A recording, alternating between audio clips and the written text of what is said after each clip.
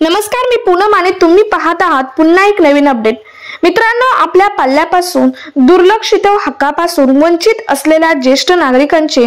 वृद्धापकाळातील आयुष्य सुखकर, आनंददायी, आरोग्यवर्धक व तणावमुक्त होण्यासाठी ज्येष्ठ नागरिकांसाठी असणाऱ्या शासनाच्या विविध योजना व कायदेशीर तरतुदी यांचा समन्वय साधून ज्येष्ठांना दिलासा देणाऱ्या ज्येष्ठ नागरिक मालमत्ता हक्काबाबतचा उपक्रम हा आपल्या देशभरात राबवण्यात येणार आहे। मित्रांनो, हा उपक्रम नक्की काय असणार आहे, ज्येष्ठांना त्याचा फायदा कुठे व कसा होणार आहे व हा उपक्रम कसा राबवला जाणार आहे याबद्दलची सर्व इन डिटेल इन्फॉर्मेशन आपण आजच्या व्हिडिओमधून पाहणार आहोत। सो व्हिडिओ स्किप न करता नक्की शेवटपर्यंत पहा आणि अजूनही आपल्या चॅनलवर नवीन असाल तर अशाच नवनवीन अपडेटसाठी आत्ताच आपलं चॅनल सबस्क्राइब करायला मात्र विसरू नका। त्याचबरोबर शेजारील बेल आयकॉनही प्रेस करा, म्हणजे असेच नवनवीन अपडेट तुमच्यापर्यंत रेग्युलर पोहोचत राहतील। मित्रांनो, ज्यांनी आपल्याला जन्म दिला, खुशीत वाढवले, मोठे केले, प्रेमाचा वर्षाव केला, या वृद्ध आईवडिलांना आयुष्याच्या शेवटी केवळ स्वार्थ, मोह, तिरस्कार, मत्सर व अहंकारातून अथवा गैरसमजातून बऱ्याच ठिकाणी त्रास देण्याच्या घटना समाजामध्ये घडत असल्याचे दिसून येते। मित्रांनो, घरातील एक अडगळ म्हणून वृद्धांकडे बघणाऱ्या लोकांच्या संख्येमध्ये वाढ होताना आपल्याला दिसत आहे। सामाजिक न्याय व विशेष सहाय्य विभागाचा शासन निर्णय राज्याचे सर्व समाजवेशक जे ज्येष्ठ नागरिक आहेत त्यांच्या धोरणाची अंमलबजावणी करण्याबाबत शासनाकडून विभागीय निर्देश यापूर्वीच निर्गमित केला असल्याचेही शासनाकडून सांगण्यात आले आहे। मित्रांनो, आई वडील ज्येष्ठ नागरिक यांच्या वृद्धापकाळात त्यांच्या मूलभूत हक्कांचे संरक्षण व्हावे, त्यांना अन्न, वस्त्र, निवारा व त्याचबरोबर इतर मूलभूत सोयीसुविधा यामध्ये वैद्यकीय उपचार, घरामध्ये सन्मानाची वागणूक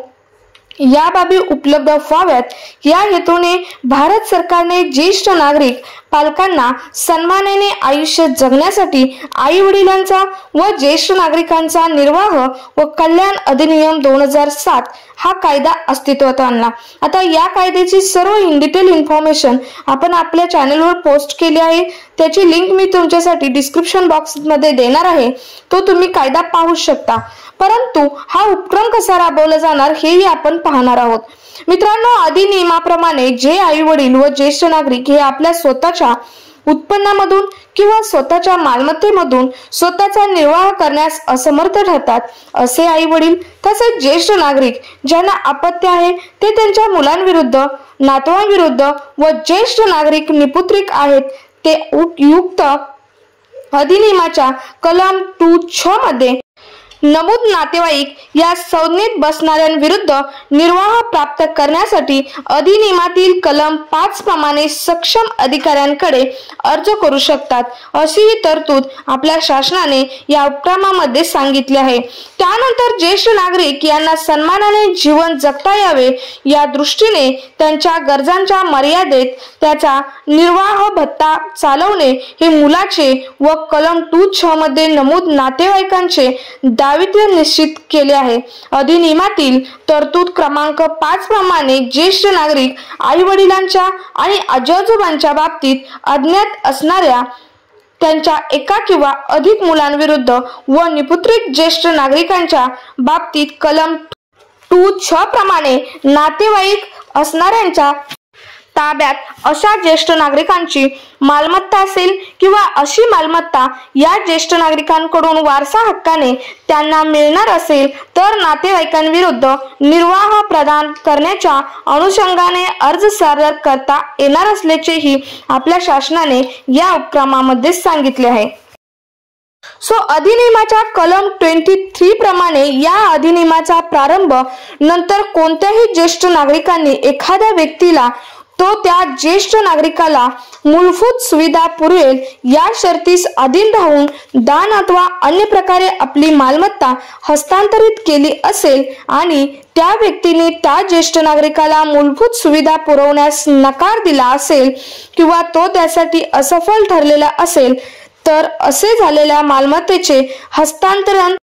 केली असेल आणि त्या व्यक्तीने त्या ज्येष्ठ नागरिकाला मूलभूत सुविधा पुरवण्यास नकार दिला असेल किंवा तो त्यासाठी असफल ठरलेला असेल तर असे झालेल्या मालमत्तेचे हस्तांतरण हे लबाडीचे किंवा जबरदस्तीचे किंवा गैरवाजवीप्रमाणे केले असल्याचे मानण्यात येईल व न्यायाधिकरणात असे हस्तांतरण अवैध आहे असे घोषित करता येईल अशी ही तरतूद या उपक्रमामध्ये सांगण्यात आली आहे। पुढचं म्हणजे अधिनियमातील कलम 2 नुसार नातेवाईक या व्याख्येत असणाऱ्या व निर्वाह भत्त्यांच्या लाभापासून वंचित असणाऱ्या गरजू ज्येष्ठ नागरिकांची वारसा हक्कात असलेली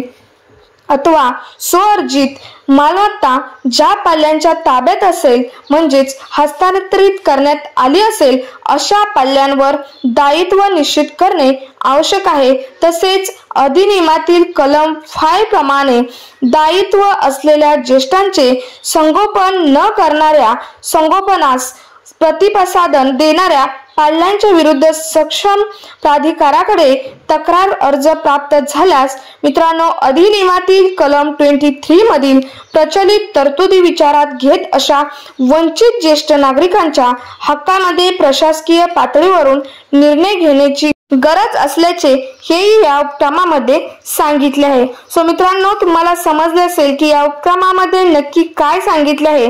यानंतर पुढे आपण पाहूयात की हा उपक्रम नक्की कसा राबवला जाणार। 60 वर्ष व त्यावरील वय असलेल्या आई वडील व ज्येष्ठ नागरिकांना आई वडील व ज्येष्ठ नागरिकांचा निर्वाह व कल्याण अधिनियम 2007 या कायद्याबद्दल मोठ्या प्रमाणात जनजागृती होईल या दृष्टीने जिल्हाधिकारी कार्यालय व त्यांचे अधीनस्थ उप विभागीय अधिकारी कार्यालय, तहसीलदार कार्यालय, मंडळ अधिकारी व तलाठी सजा यांच्या मार्फत आवश्यक पावले उचलण्यात येणार असल्याचेही सांगितले आहे।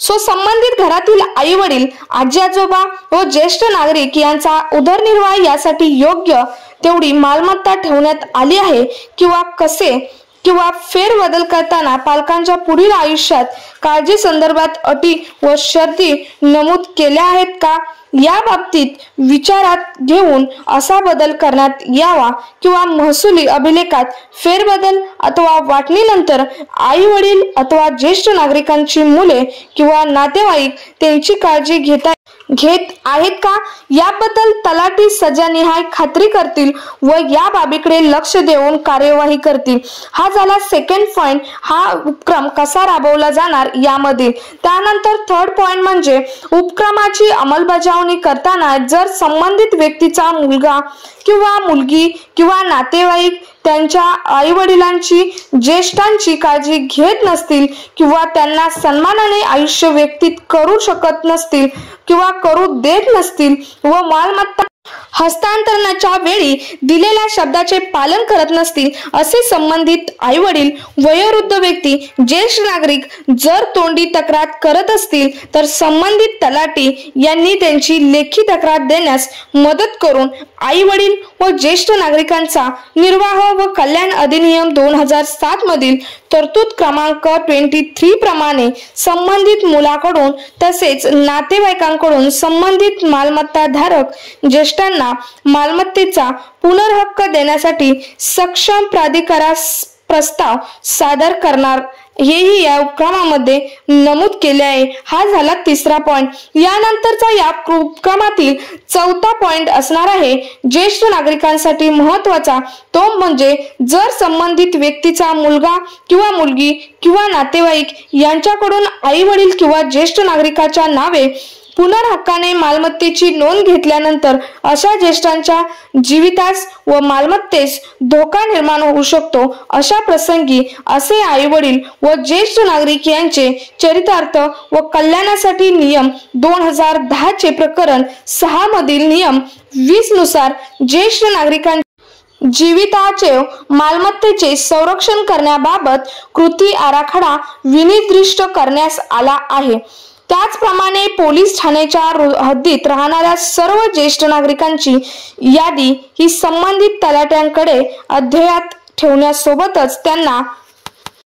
महिन्यातून एकदा भेट द्यावी लागणार आहे। मित्रांनो हा झाला चौथा पॉइंट, हा उपक्रम कसा राबवला जाणार यामधील। त्यानंतर पाचवा पॉइंट म्हणजे राज्यात उपविभागीय अधिकारी यांच्या अध्यक्षतेखालील निर्वाह प्राधिकरणामार्फत आई वडील व ज्येष्ठ नागरिक यांचे चरितार्थ व कल्याणासाठी अधिनियम आणि त्या अंतर्गत 23 जून 2003 च्या अधिसूचनान्वये राज्यात लागू केलेले नियम हे 2010 ची काटेकोर अंमलबजावणी करून दुर्लक्षित व वंचित आई वडील ज्येष्ठ नागरिकांना निर्वाह खर्च मिळवून देण्याची कार्यवाही केली जाणार आहे। हा झाला 5वा पॉइंट, हा उपक्रम कसा राबवला जाणार याबाबतचा। त्यानंतर 6वा पॉइंट त्या उपक्रमामध्ये राबवला जाणार तो म्हणजे सामाजिक न्याय व विशेष सहाय्य विभागाचा शासन निर्णय जिल्हा स्तरावरील संबंधित जिल्हाधिकारी यांच्या अध्यक्षतेखाली गठीत केलेल्या जिल्हा ज्येष्ठ नागरिक समन्वय संनियंत्रण समितीने सदर उपक्रमाचे सुयोग्य नियोजन करून प्रभावी अंमलबजावणी करण्याच्या दृष्टीने आवश्यक कार्यवाही करावी। तसेच तालुका स्तरावर तहसीलदार याचे अध्यक्षतेखाली समन्वय समिती स्थापन करून सदर समितीची वेळोवेळी आढावा बैठक घ्यावी। तसेच सदरील कार्यवाही करताना वयोवृद्ध आई वडील व ज्येष्ठ नागरिक दुर्लक्षित व वंचित राहणार नाहीत किंवा निर्वाहाच्या तक्रारी उद्भवणार नाहीत याबाबत सर्व संबंधित अधिकारी तसेच कर्मचारी यांना जाणीव करून द्यावी। तसेच उपक्रमाशी निगडीत सर्व संबंधितांना आपसात योग्य समन्वय ठेवून या उपक्रम याच्या कार्यक्षेत्रात प्रभावीपणे राबवावा असे निर्देश यंत्रणेला देण्यात आले आहेत। तर हा 7वा मुद्दा झाला की असा उपक्रम राबवला जाणार आहे। यामध्ये हा मुद्दाही समाविष्ट असणार आहे जो की ज्येष्ठ नागरिकांच्या अत्यंत गरजेचा आहे।